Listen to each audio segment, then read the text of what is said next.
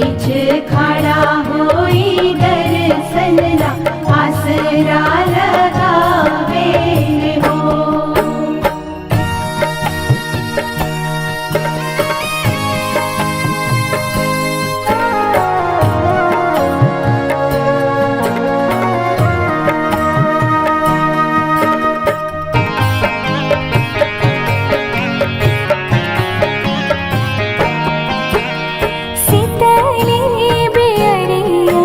शीतल तुझे पनिया कब देव देवता तू आके दर्शनिया।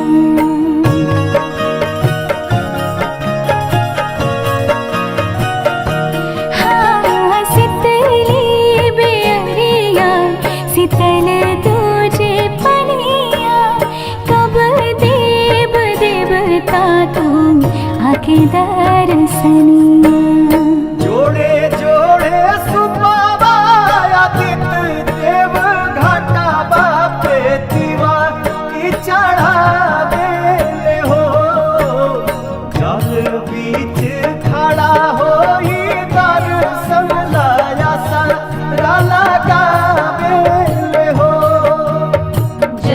बीच खड़ा होई दर्शन ला आसरा लगावे हो।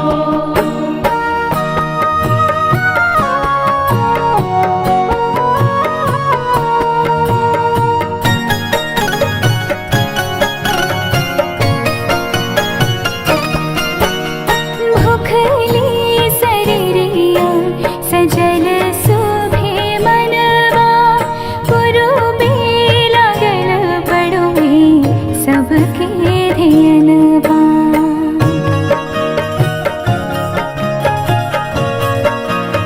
हाँ भूखली शरीरिया सजल सुभे मनवा पुरुबे लागल बड़ुए सबके ध्यानवा।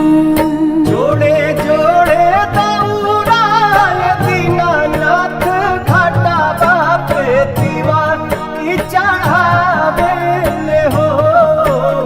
जल बीच खड़ा होई दर्शन ला आसरा लगावे हो।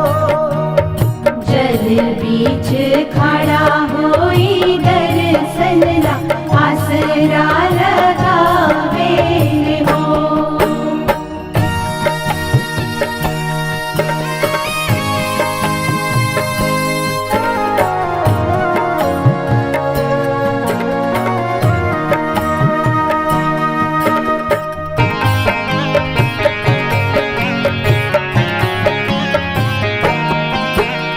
विनया बिहारी लिखले माई के भजनवा गावेली पलक बेटी धई के ध्यानवा।